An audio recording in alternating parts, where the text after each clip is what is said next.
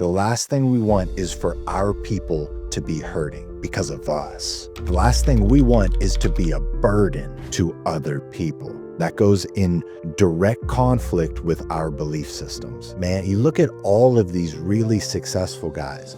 Would you agree that no one in society would call those guys nice guys? They're not doing what we tell them to do. They're doing what we're doing. One of the biggest mistakes dads make is they think their children is their purpose. My life is better with her than without her. And her life is better with me, without me. Very simple. Most guys, you ask them when the last time you cry, it's 10, 15 years, right? Why? Because they turn their sadness into anger. Because anger for a man can be used as a tool, and other people can see him being angry as a manly thing. Welcome to Walk With Me Brother. This is a very special edition of Walk With Me Brother today. Today's conversation is not happening on a trail. We're here in the studio. JR Harvey is the founder of King's Community, a men's movement helping men rebuild after life breaks them down. And boy, do I know all about that. So JR Harvey is someone that I've been following for a while. I think I initially saw your TikTok video that led me into Instagram. Some powerful moving stuff. So if you don't follow them, please check them out. Through mentorship, faith, and honest conversation, JR has created a space where thousands of men can now connect, heal, and step back into leadership in their homes and communities. Today's we talk what it really likes to heal the modern man and how we can end this epidemic of silent suffering. JR, welcome. Thank you, brother. Absolutely, man. Thanks for the intro. It's good to be here. Like I say, very special edition today. Normally I'm side by side. I'm really happy. You are calling in from Ohio, I believe. Correct. Yep. I come from the great city of Youngstown, Ohio. So one thing I like to do, JR, every episode is just a little bit of a dive into really the early days, for those who don't know you, maybe just an introduction, where it all started, and then obviously what you're doing right now. But yeah, where did it all start for you? Yeah, absolutely. I grew up in very much a blue collar type of area in between Cleveland, Ohio, and Pittsburgh, Pennsylvania. It was once the largest steel making city in the world. And then when steel kind of took a dump, all that went away. And this area is very depressed. It is not growing and thriving in any way. It's just slowly declining over the years. And for me growing up, I was very much in a place where I grew up lower middle class. Some of my family grew up in government housing and living off food stamps and kind of stuck in a perpetual cycle of divorce and addiction and poverty is kind of what I would say is what I saw growing up. I would go to AA meetings with my uncle while he was babysitting me. So that was like the type of environment that I was in. And for me, I grew up very much feeling kind of like alone and a bit of an outcast. I was very overweight. I wasn't really good at school. I wasn't good at athletics. I just had a really hard time finding my place in the world. So for me, a lot of times guys will go in different directions to get the acceptance and love that they're looking for. And for me, I went very much into a people-pleasing, nice guy route because of the examples that were set before me for the men that I was looking up to, as well as the women that I wanted to please in my life. And that just led me down this path of self-destruction. Essentially, it led me down the path where eventually I became a drug dealer, and I was partying and doing the whole thing for years there, which never ends up leading to success in really any areas of our life outside of pleasure, and then kind of finally left that stuff behind after I met my girlfriend, who's my now wife, and kind of went down this path that a lot of people take. I went to school for electrical engineering, got into my career, and was just headfirst into there doing outside sales for a small startup company. After we got married, we started our first business, just selling vitamins and supplements and things of that nature. And I always had this entrepreneurial spirit. My wife and I both agreed, like, we didn't really want to.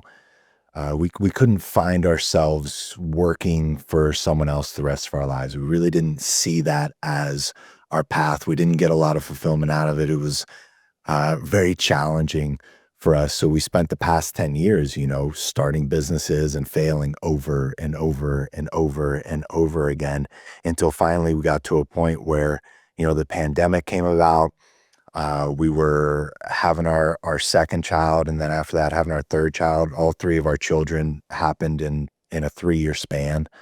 And I remember each time we had a child, I would lose a job. Like right before the child was born, it was like, "Hey, you're not working here anymore," for whatever reason, whether it was a layoff or a firing or whatever. So, uh, somewhere around the pandemic times and before our third child was born, I decided that I was going to start making social media content because I wanted to. I was watching people make money do that. My wife was sending me TikToks every day, and that was just like a way we were connecting at the time, and I would laugh about them.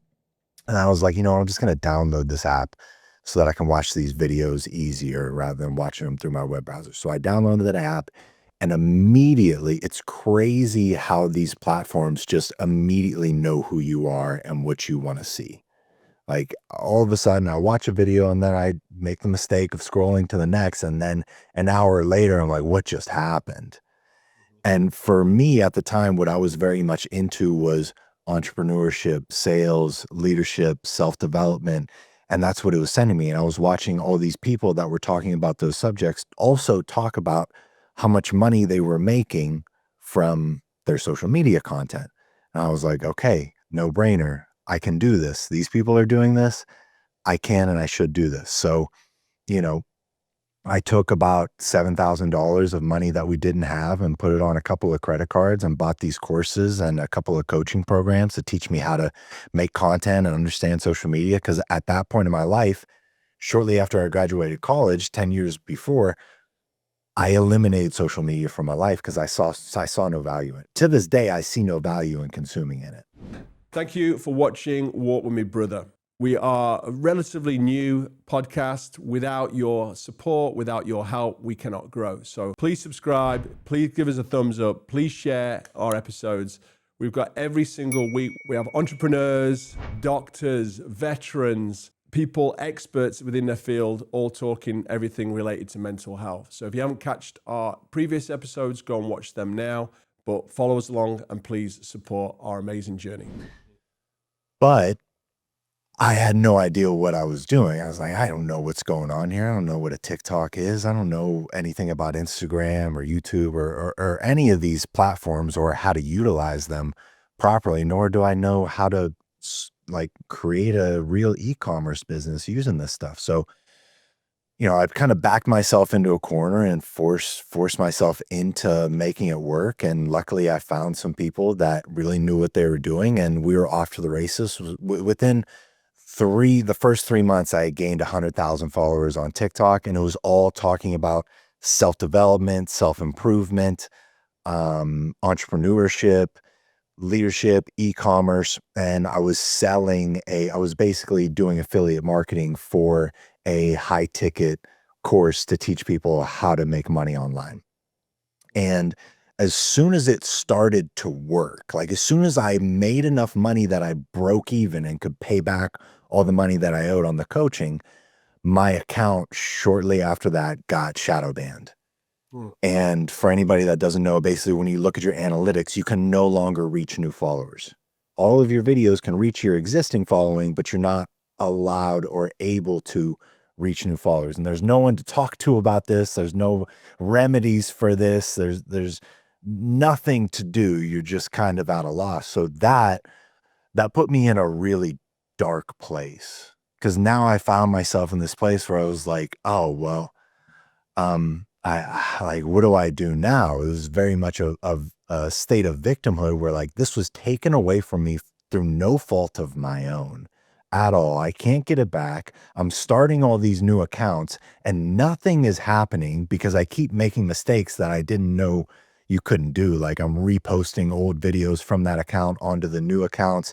You immediately get shadow banned when that happens. So like there's just things that I don't know and I can't get any momentum or traction again. And it was like probably about a month of that, just starting account after account and just going nowhere. And I got to this place where I was kind of accepting or believing that this was a fluke and I was not going to be able to recreate that success again. And, this really isn't what I'm meant to be doing, even though I just thought I found the thing that I'm supposed to be doing for the rest of my life. So I was in this grieving process and I was entering into a state of like depression, essentially, extreme sadness. And the algorithm started sending me videos to relate with that. This is how crazy they are. Like it knew that I was in this state. So all of a sudden I'm receiving videos like I've never seen before. I'm receiving these videos talking about, talking about how terrible it is to be in states of depression, relating with people who are in those types of states. And then I had a few conversations with people that I reached out to trying to understand how to restart an account and have success again. And they gave me just like a few little nuggets, thankfully, that helped me turn it around. And I start my next account. I post a few videos as normal, just talking about the stuff that I had been talking about with sales, entrepreneurship, and self-improvement. And then the fourth video, I made a very different type of video that I never made before because of the content that I was viewing at that time and seeing and being sent to me. And it was a video called Signs a Man is Broken. And I've made many, many of these videos now since then. And that one video got about 8 million views, which was way more views than any other video I had ever posted before. And what I learned through my coaching program was that as soon as a video goes viral, the algorithm has now identified your audience and it has identified what they want to see from you.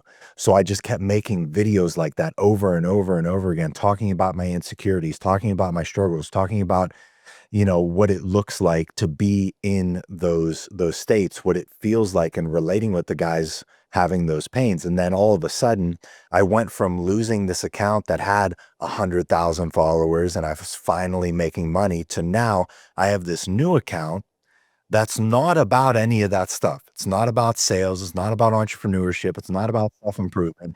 It's about pain. But now I have 500,000 followers and they're all reaching out to me and asking me, "Hey, I need help. I need someone to talk to. I'm relating with everything that you're posting. I feel like I'm in this right now." And at that point, I'm like, what am I supposed to do with this? I don't have a product for this. I can't send these people to learn how to make money online. These people that's not what they're trying to do right now. They're just trying to get out of the pits of hell. They're just trying to get their life moving and back on track at the very least. They're not worried about becoming successful entrepreneurs. So now I'm in this place of like, I'm not a therapist. I don't have a background in this stuff. I don't know anything about this. But what I do know is that these guys need a place to go. And that's when we started the Discord community and just started bringing guys in. And we would just have every week, we would just have these open group calls where it wasn't, we weren't giving advice, we weren't giving actionable steps. It was just come and talk about whatever is going on in your life and get this weight off your chest. And we're not going to shame you. We're not going to blame you. We're not going to judge you. We're just full acceptance of who you are and what you're going through. And that's where it began. It was just a place where guys could come and talk about the struggles that they were going through. And then over the past 4 years, I've had to build up a competency of how do I help these guys?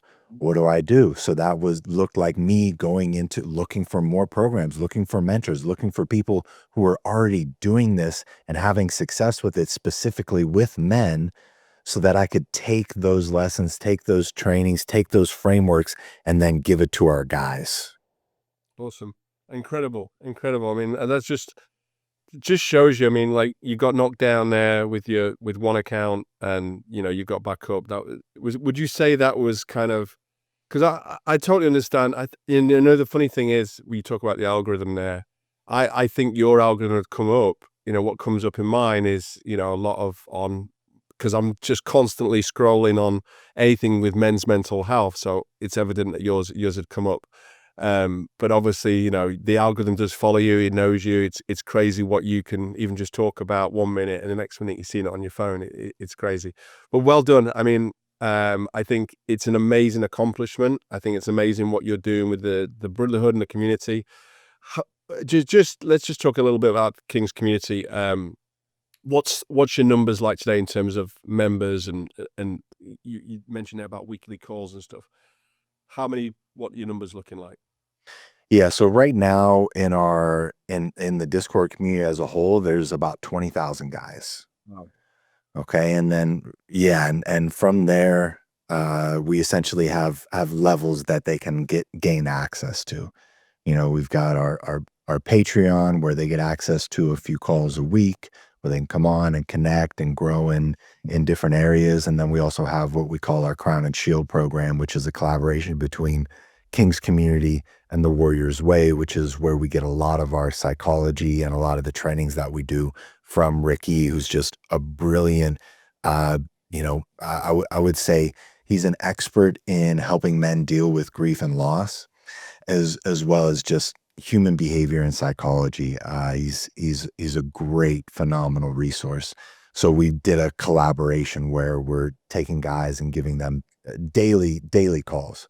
So every single day we've got calls available to the guys where they can hop on, we can talk about what's going on, and we can give them actionable steps to go do, to start moving in the right direction and put them on mission, and then come back, let us know what you find, let us know how far you get, and we'll just keep moving this forward in the right direction.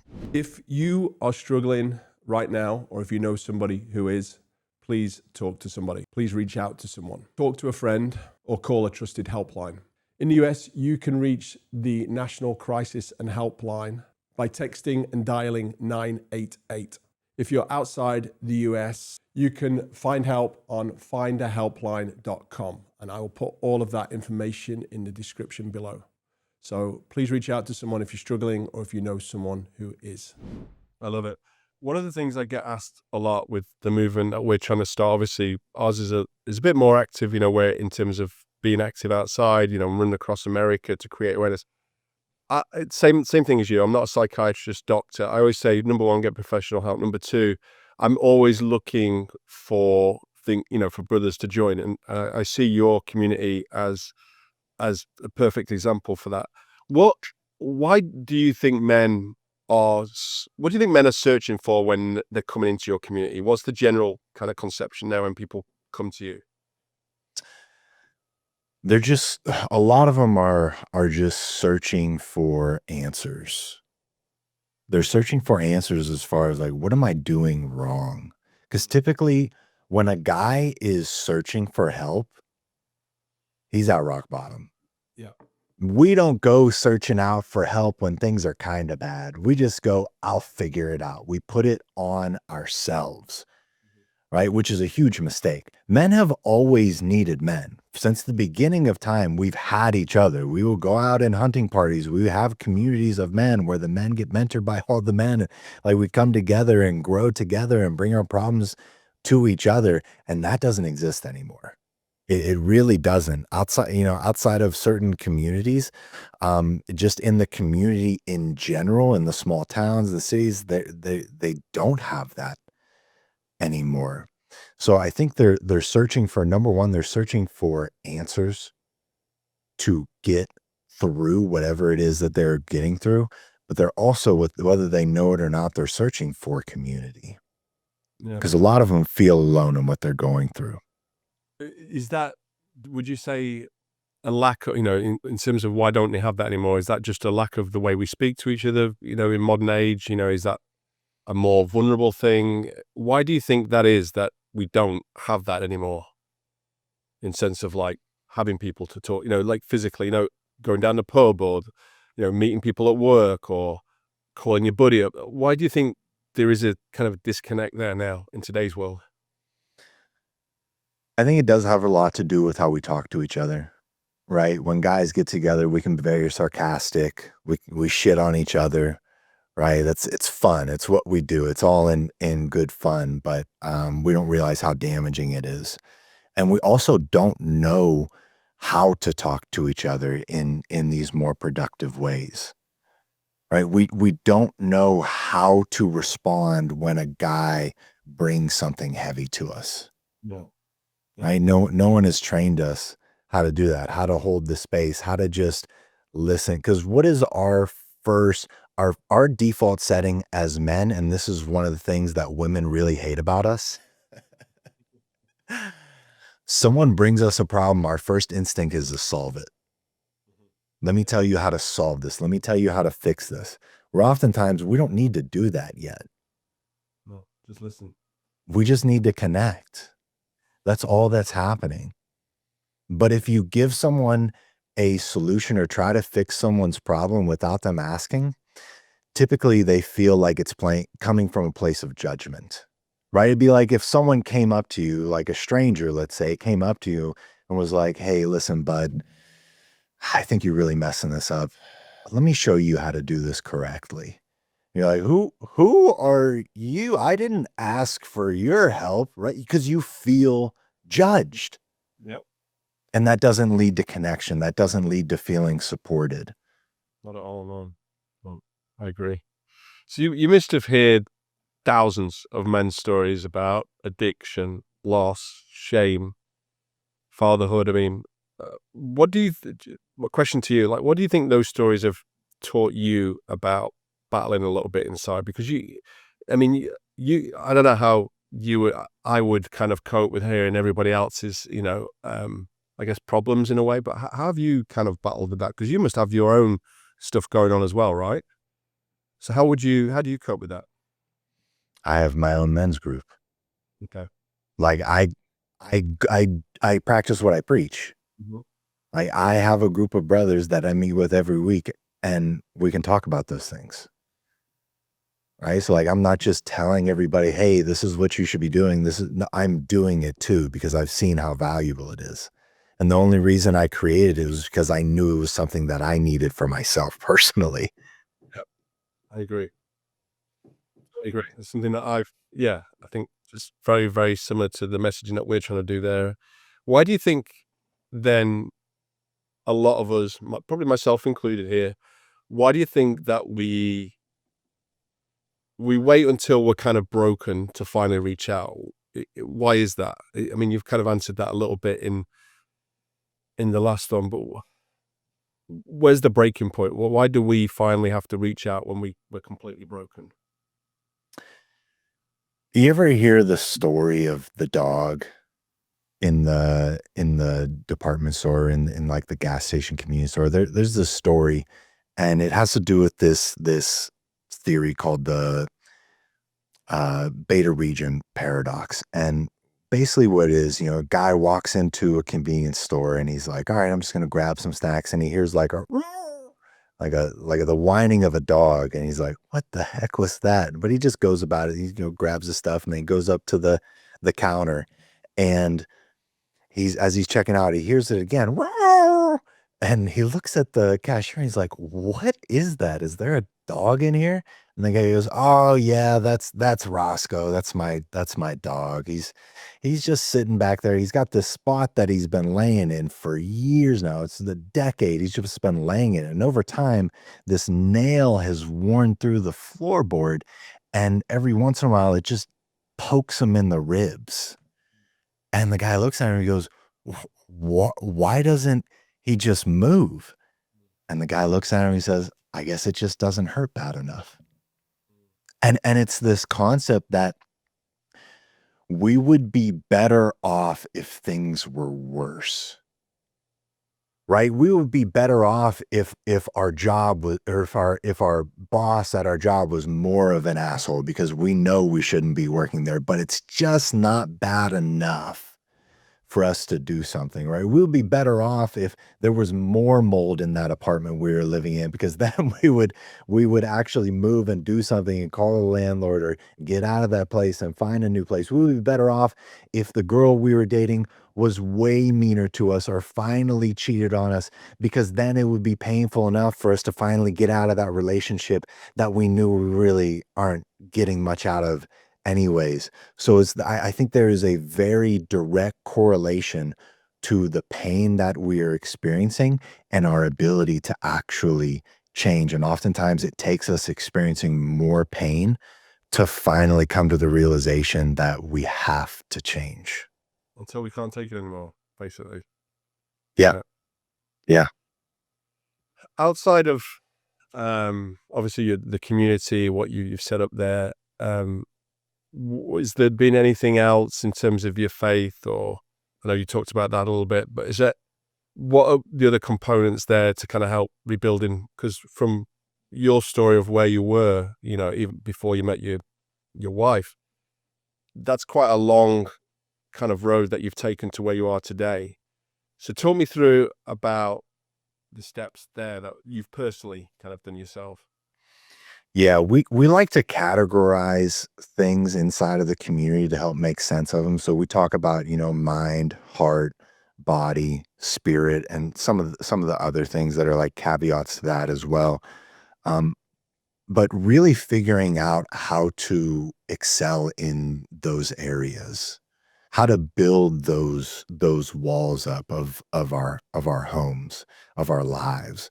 So for me, the very first area that I started, and I think most guys start, is in the body side.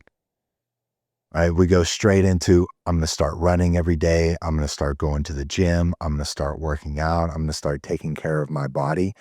And I think it's a good place to start because it's a place where you can see real tangible results very quickly. And it is going to lead, there's also an overlap with the mind, right? Like a lot of the body side stuff and the mind side stuff can be very much connected. But what often happens is everybody, like where I was very much focused in the body and the mind, and I built these huge walls, like this really great physique and athleticism and this really strong and disciplined mind, but I missed the heart and the spirit. I had no connection, and I didn't know how to give and receive love in my own marriage. So what steps did you do? How did you kind of build that? So for me, it was finding people who had what I wanted. I think in everything, if you're looking to figure out like, all right, how do I get strong in this area? Find someone who's doing it. So we found, we found couples that were like had a very strong marriage and truly loved each other, and we saw how they operated, and we realized we were totally backwards. It was just not even, for us. And if you don't believe this, that's fine. I just in my opinion, you're wrong, and I've never seen this work. If the man is not leading in the relationship, it's going to lead to disaster. I just fully, firmly believe that. I've watched it happen in all the relationships around me. I've watched it happen in my own relationship, and I watch all the results of all the guys coming in that are going through separations and divorces and custody battles. Thousands and thousands of men who have joined our group. I've seen it so often, and you can just, it's clear as day. This is what's going on here. You're not leading at all. And I definitely wasn't, not inside of our marriage. My wife was leading everything because I was the go with the flow, super passive, nice guy that whatever you want to do is fine. Whatever you want to go, wherever you want to go, wherever you want to live, whatever vacations you want to go, whatever you want to buy, whatever is going to make you happy makes me happy. Mm.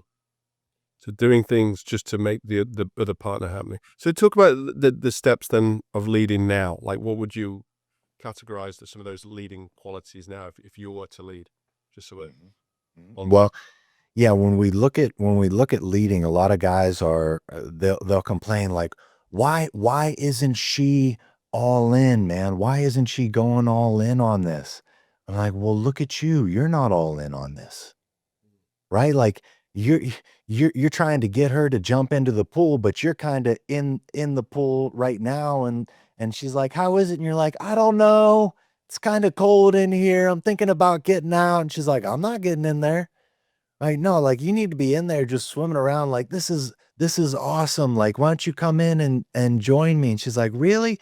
Yeah, I'm doing backstrokes, I'm doing front strokes, I'm doing breaststrokes. It's great. Come on in.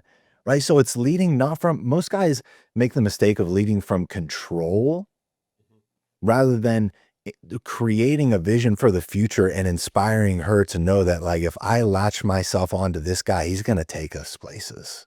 Mhm. That's a huge mistake we make. We think just because we're in the position of husband who should be leading, they should be following. That's not how leadership works. Leadership is not a position. Leadership is influence. Do you have the ability to influence other people? And if they're not following you, you're not a leader, plain as day. So, what are some of the good qualities of a leader? Well, all right, yeah, the results, obviously, like the results are have to be there for people to follow you. Like, do you have the results that people can look at and say, this guy knows what he's talking about? So that starts with leading ourselves, having boundaries with ourselves. One of the big problems with the guys that I relate with and have the same types of problems that I had is there's a complete lack of boundaries, a complete lack of boundaries. But our boundaries, just like you can look at the boundaries of your property that you own with your house or whatever, it defines what your property is. It defines the extents of it. And if you don't have boundaries, you don't know who you are. It is a very much an identity. You can't be anybody. You're like water. You're just going with the flow into whatever everyone else wants because you have no boundaries and you don't know who you are. That's why so many guys come in and they lose themselves into these codependent relationships. And then when it's over, they get to this conclusion of, I don't even know who I am anymore outside of being with her. I have no idea who I am. Well, that's because you didn't know who you were from the start. You were always whoever you had to be to make her happy. And look how that worked out. Not very good. So a big piece, like the first place where I had to begin in that process was making decisions. Because I was always in a place where I was letting everyone else make my decisions. My parents decided what I was gonna do, as far as like what degree I should be going to school for even, or where I should be going to school. And if I didn't want to go to college. I didn't enjoy school, but they told me it's a good idea. They told me it's what I should be doing. So I followed along and I did whatever made them happy. And then the the most dangerous thing for a guy that is living this type of life and allowing everyone to make these decisions for him is is that it works. And what I mean by that it works is that he gets all of the external validation and praise that he's looking for. That's what I got. It was, man, we're so proud of you for getting this engineering degree. We're so proud of you for meeting this girl and getting married to this girl. And now you guys got you're doing all these things. We're so happy for you. It looks good on the inside while he's slowly dying or it looks good on the outside while he's slowly dying on the inside and nobody knows. So you're just living this lie. You look at people that live a lie and it works for them in one area of their life. Typically their finances is one of the most common one for men, or their bodies, honestly. Like you got these tangible results outside looking in, and it's where men go to hide. The most common places that men go to hide are in the gyms and at their jobs or their businesses, because no one is going to shame you for being super jacked and looking really healthy. No one is gonna Everyone looks at you and goes, "Man, that guy's disciplined. That guy's got it together." But they don't know he's spending so much time in there because he doesn't wanna be inside of his home. They don't know he's working so much overtime. He's working so hard in this business because he feels more appreciated there than he does in his own home. And he's just running away from the very battles that he should be facing that are gonna lead to his self-destruction. So a big piece of it is number one, like being able to make decisions for yourself, being able to set boundaries for yourself, being able to figure out, have some awareness of who you are and what your family curses are, what your wounds are, what enemies do you struggle to defeat as far as the enemies inside of our heads, whether it's, doubt or deception and distractions and fear. Like, what is it that you really struggle with? Figure out where you are right now and build a huge awareness around that. And then we can talk about, like, how do we defeat these enemies, and then let's talk about who do you want to be, where do you want to go. It's like a GPS. Once we figure out where we are right now and the struggles that you're facing and who you are, and you figure out where you want to go, you got the start point and the end point. Now we can map out the path to figure out how to get there. Does that make sense? Yep, 100%. Totally agree. I'm just built that way in the same thing. Like I need to very Calendly driven. I would need to know like what everything from what I've got going on that day, what that week. But it's the same thing. Like with me and my wife, I've spent, and I 1 billion% agree with you. Like if I hadn't took the initiative over probably just over a year ago to like be all in on this marriage, like, and the same thing, I was always worried about my own mental health. We had 2 kids. We've gone through that the trauma that you go through of the firstborn and then the secondborn, and I mean you've had three, so you'd be, the battling with that. Now I knew that I was constantly either, I wouldn't say drunk because I was a functional alcoholic, but that was my shame, was I wasn't focusing on my wife. I wasn't all in. So I started with making first the decision to go all in with my wife. For us, what that meant is we had to go to couples therapy. We tried it a few times before. We'd never really jived with the right therapist. I think that was important. I said no, and it'd be one time virtual during COVID. So I think once I led with that, I definitely, it's taken me a year to get in a position where I know me and my wife are stronger than we've ever been. But I put in a lot more effort, and she'll openly admit I love her probably more than she loves me. She knows that. She said there's always one that's going to love the other. There's also one that puts in more effort. There's one that makes more decisions, planning the trips, planning the future. And everything that you've just said that I started to do. We've not ever spoken before, so it's funny how aligned we are in that.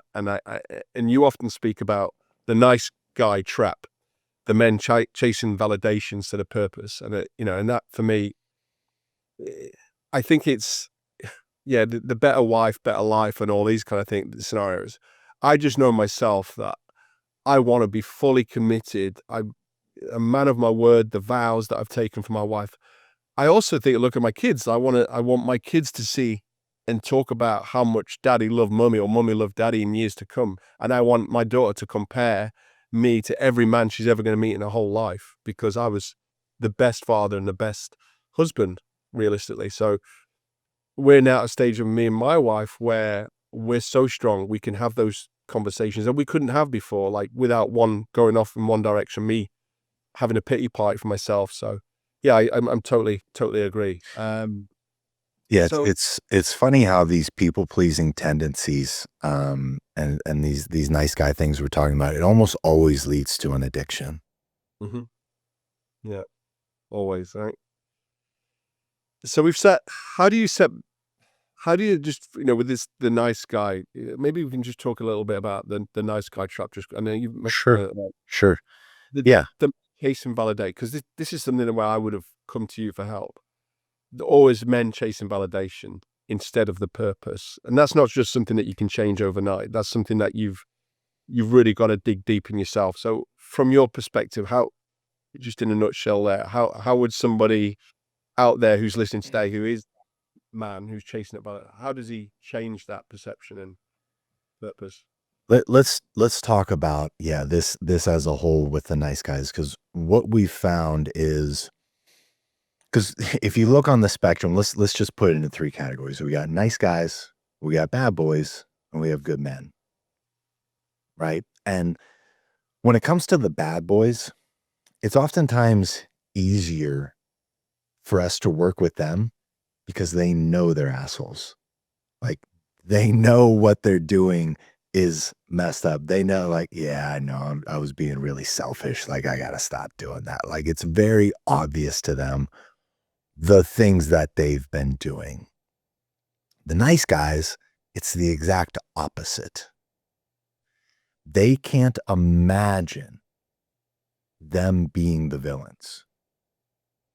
They don't think that there's any like perspective that anyone can have or should have, especially inside of themselves, how they would be the problem, how they would be at fault. Because what the difference is between the nice guys and the bad boys, the huge, huge difference, the nice guys have the pure intentions.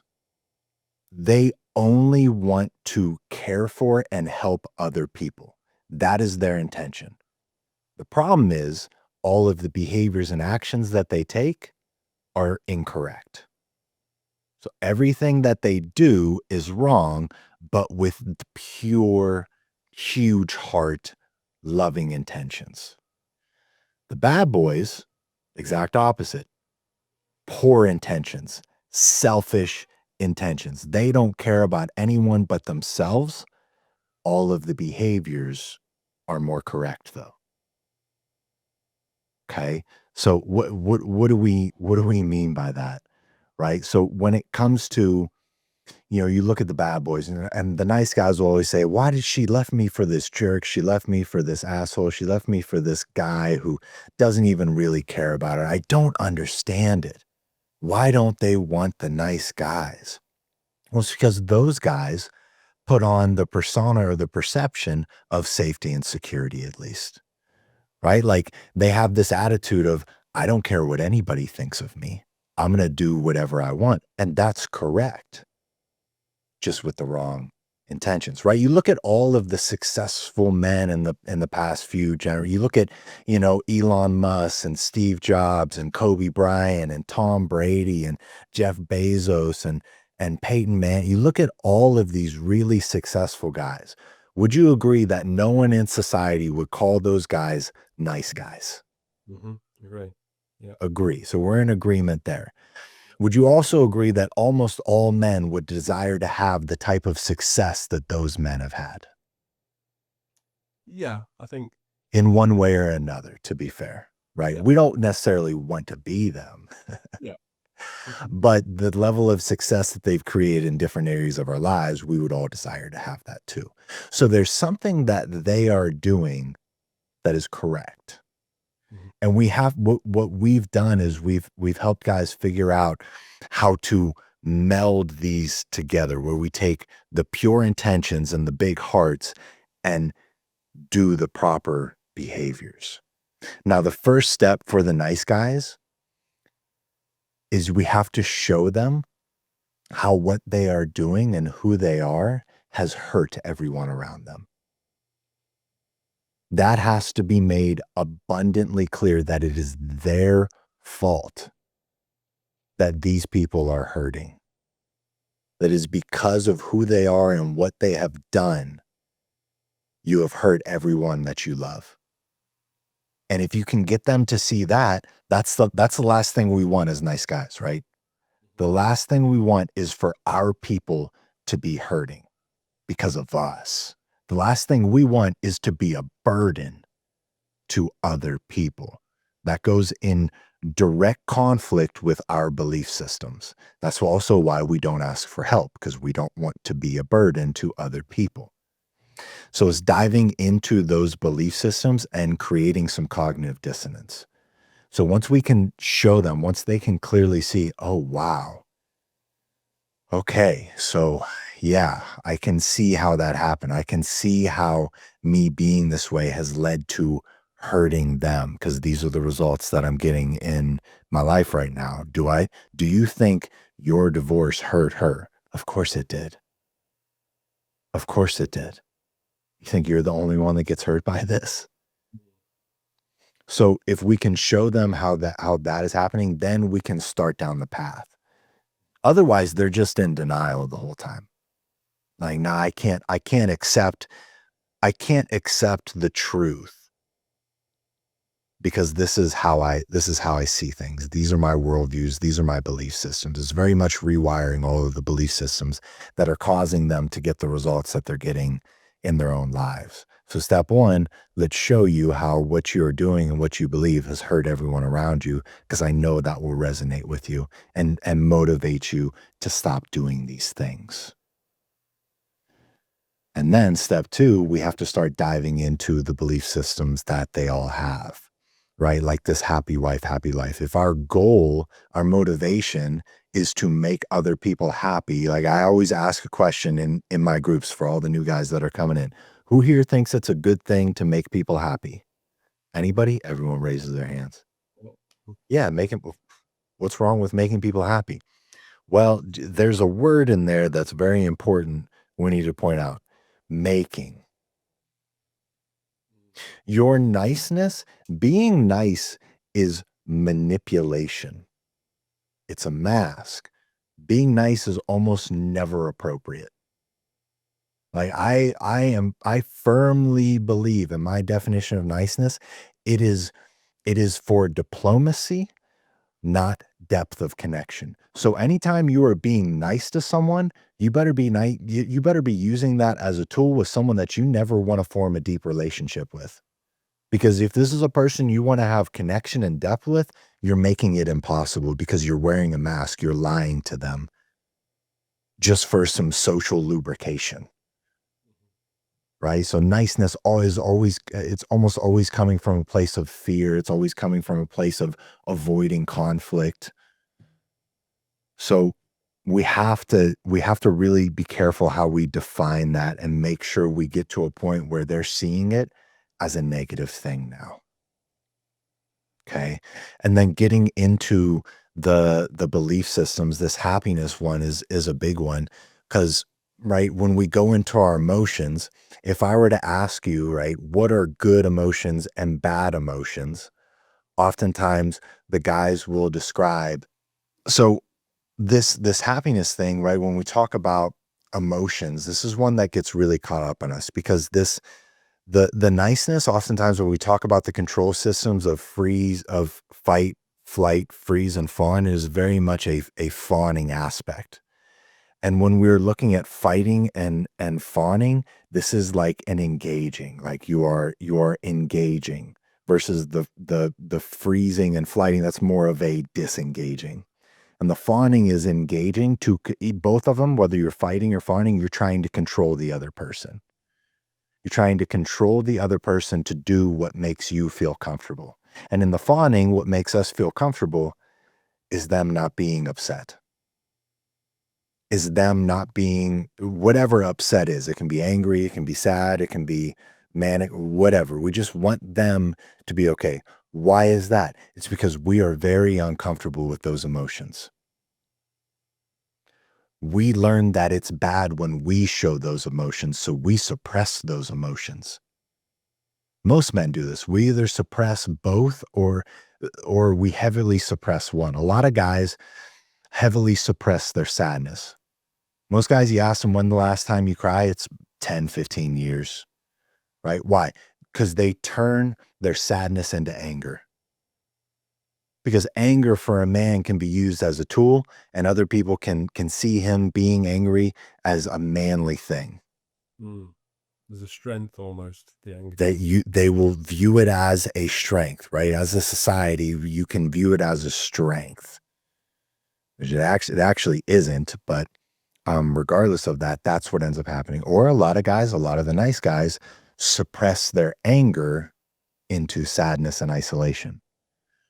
Because we feel if we show people that side of us, if we show them our anger, if we express our genuine thoughts, feeling, emotions about how much this upsets me,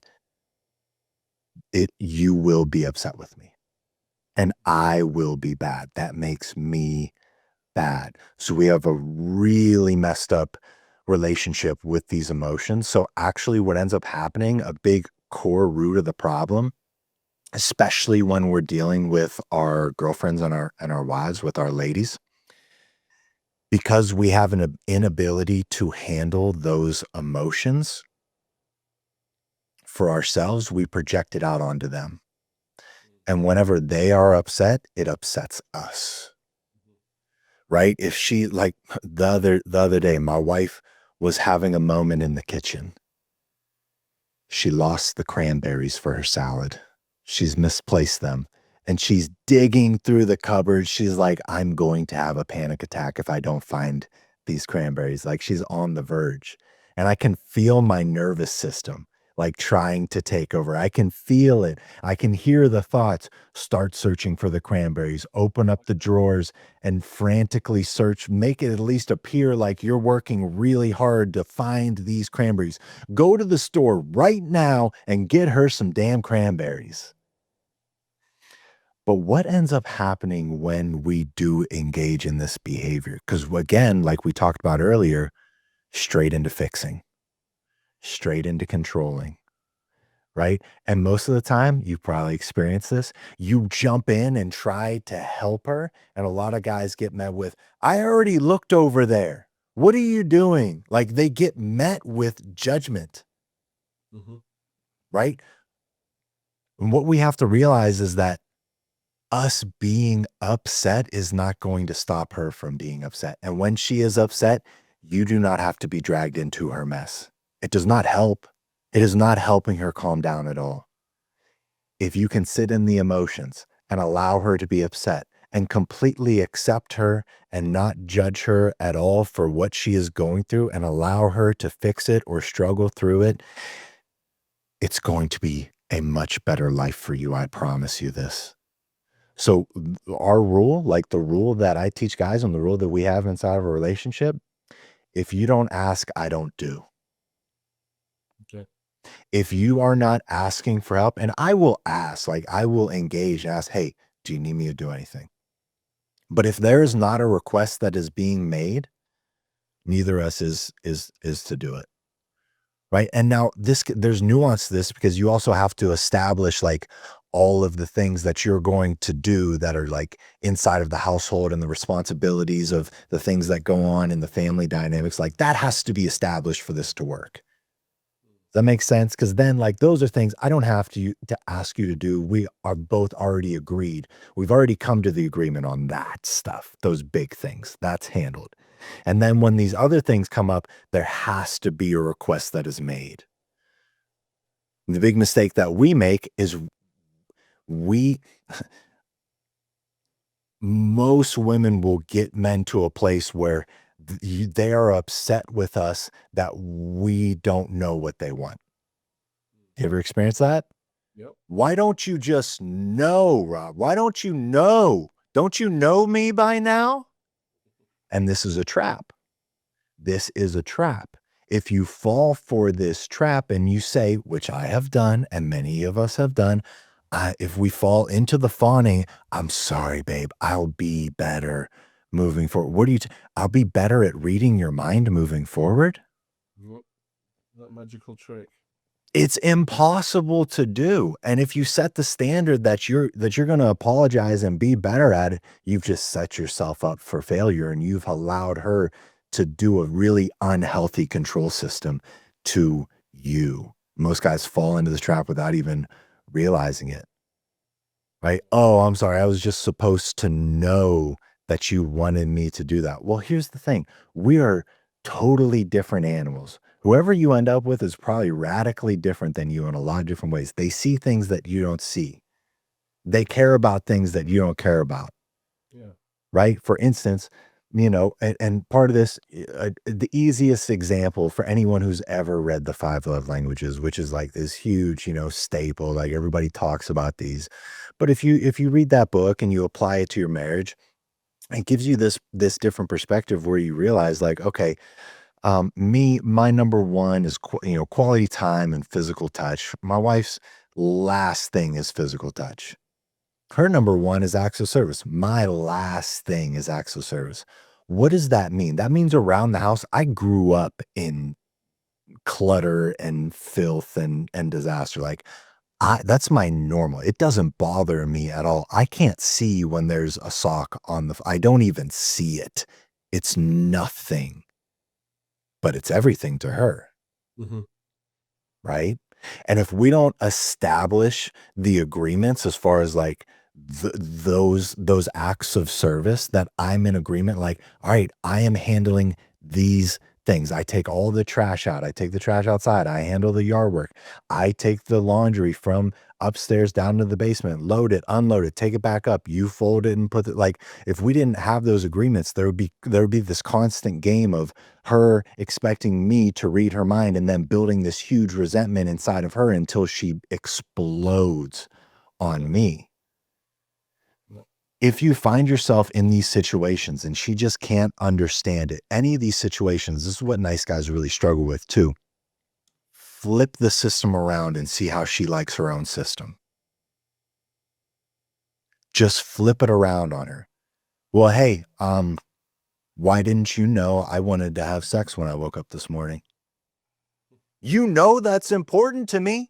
You know that's my number one thing. Where are you at? Why isn't it happening? Why aren't you reading my mind?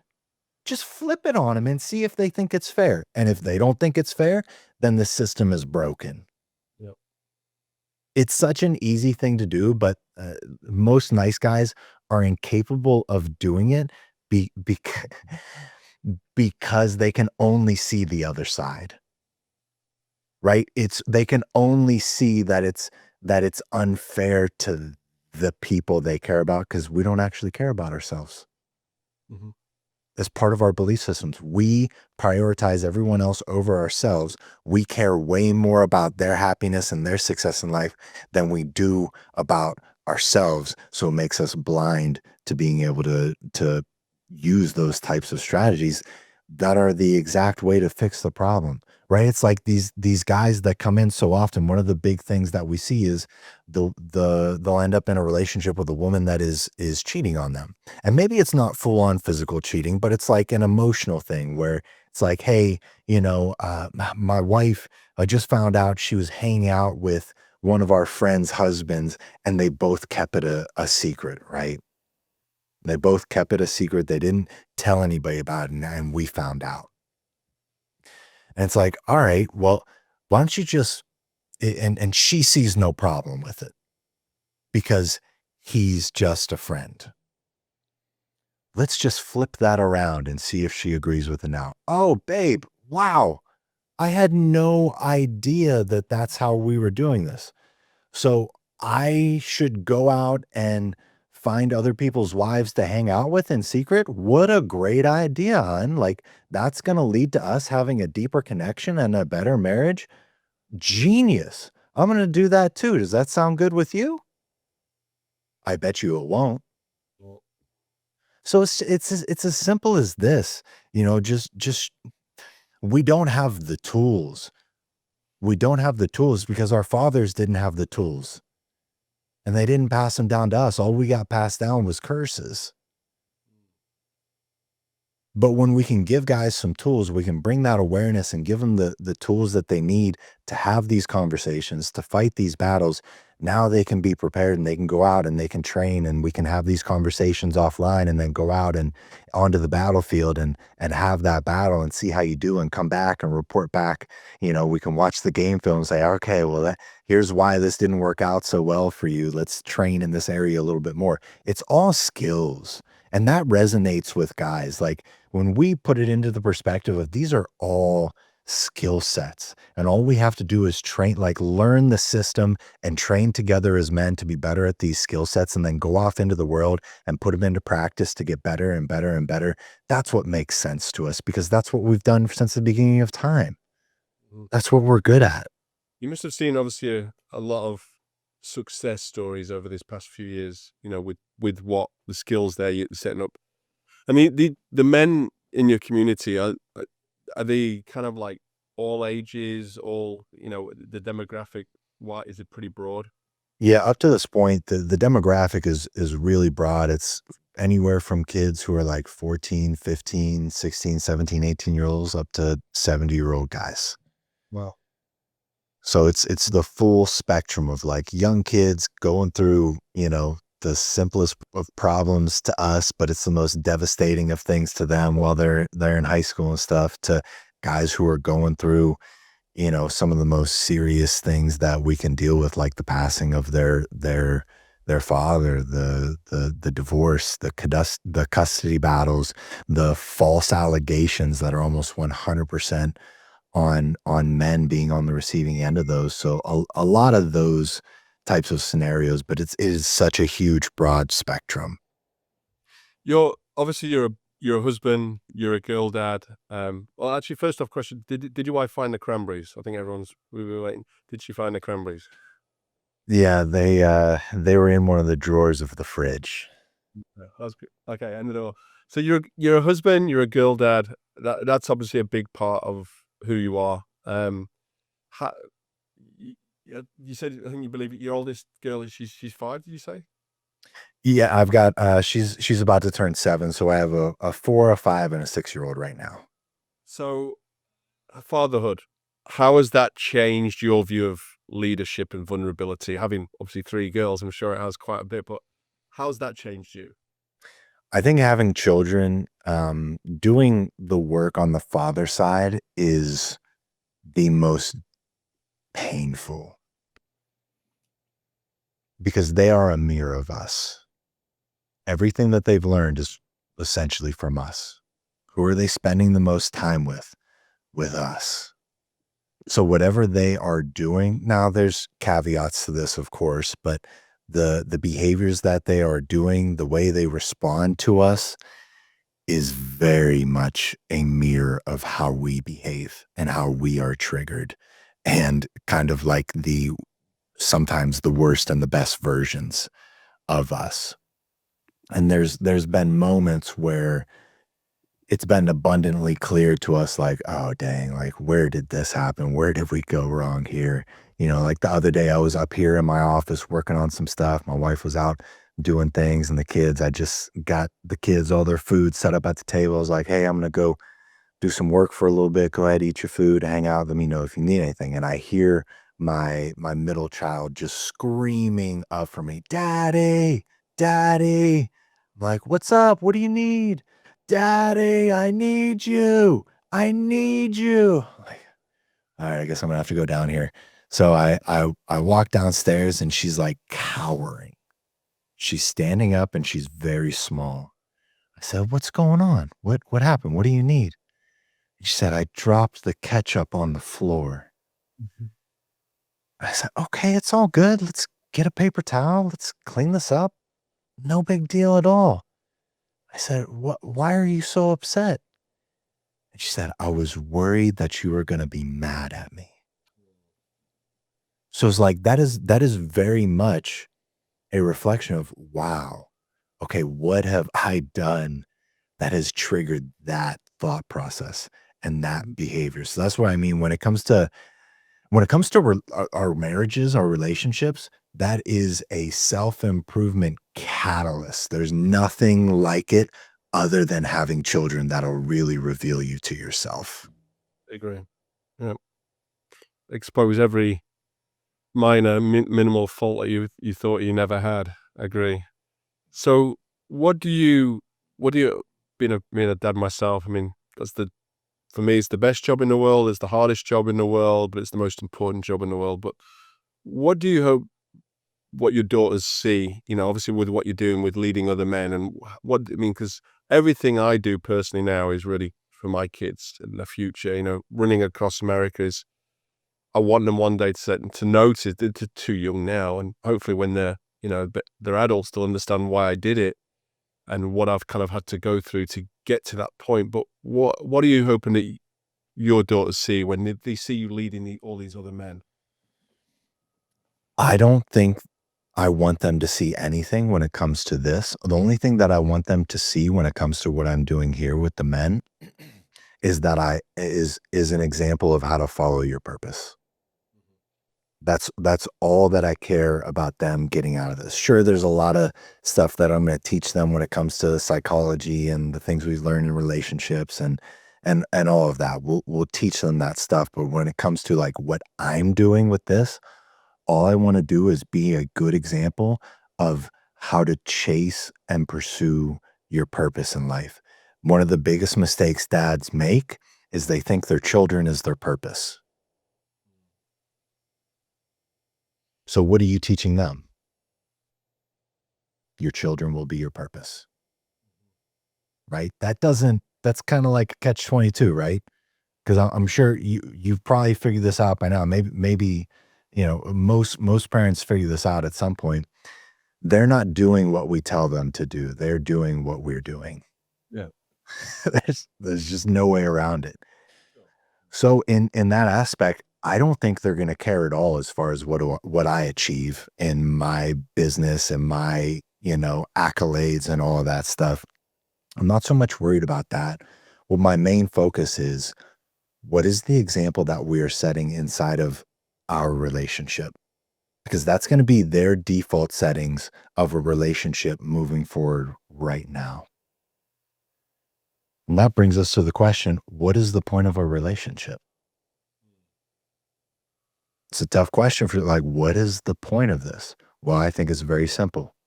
My life is better with her than without her. And her life is better with me than without me. Very simple. And if that's not the case, what does that lead to? It leads to me being the worst version of me and her being a worse version of her. And that's what you're showing your children. That's why it's very difficult when we're having conversations with guys that are like, I'm just staying for the kids. You don't realize the damage that you're doing. Hear that a lot with friends, and yeah, it's It's sad. You think it's a noble, honorable thing to do, but you're hurting them because they're not getting the best version of you. They aren't. If you guys are not compatible, you're not working out, you're not figuring out, you don't really love each other, you don't have like physical intimacy, you're not working together as a team and on the same page, they are going to do. All I have to do is ask one question. Once we agree on the fact that they're going to do what we do and not what we say, would you like your son to end up in a relationship like you are in right now and be treated the way that you have been treated? No, I don't want that. Okay. Well, then you need to stop doing that and setting that example for him. And same thing, vice versa with our daughters. Do you want your daughter to grow up to be in a like to treat her husband the way that you are treated? Because that's what you are showing her right now. And I'm just coming at this from the men's side of things. Obviously, it applies the same to the women, right? Like it's no different for the women on their end. Like if you are in a relationship where he or she is not willing to grow and change and make things work and figure things out, whether that's couples therapy or going into programs or reading books, whatever it is, if there is no willingness for them to change and get on the game plan with you, then you don't have a relationship. And that's a very challenging thing for guys to accept, for anyone to accept, because there's oftentimes years of time and resources and energy and money that has been put into that thing that, you think you'll never get back, but it's a sunk cost fallacy. It's part of our psychology. This is why casinos make so much money. For some reason, we have this idea that because I've invested so much into this thing that's not working, I need to keep investing into it because eventually it will work. Even though there are no markers telling me right now that it has a chance of working. And it's a super dangerous trap. It's something we see every day. Every day when new guys are coming in, this is one of the scenarios we're finding them in. Because the biggest pain point for guys is our romantic relationships. It destroys us. It really does. Our inability to really figure that out and figure out how to have a healthy relationship with our ladies, it wrecks guys. Mm. It's been so informative. I mean, I've learned a lot in this hour, and I'd love to speak to you all day. I just want to kind of speed this up now because I think there's going to be somebody listening here today that probably feels tired, overwhelmed, ashamed. What's the first step that you would advise him to take today to start rebuilding? Seek out a brotherhood. Okay, that is, I agree. And obviously, I'm going to put all your details in all of the channels, how people can find you. I'm sure a lot of them will have already seen your posts. Yeah, I see them all the time now. But yeah, I think it's a great brotherhood. I believe in what you're doing. I know for a fact there's, when we're walking and running next year, the reason I want to do this is because I want to meet all these people along the way. I'm going to be speaking in schools, which is, very hard hitting for me, is that kind of, 17, 18, 19-year-olds. But I would encourage them to obviously join your Discord. Is that right? Join your Discord channel. Is that the best way of getting in touch with you?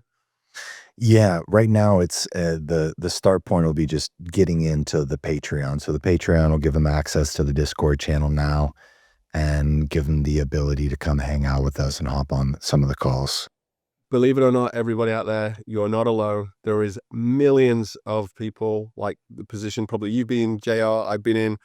We need that brotherhood. So thank you, brother. Your story, your heart, your leadership.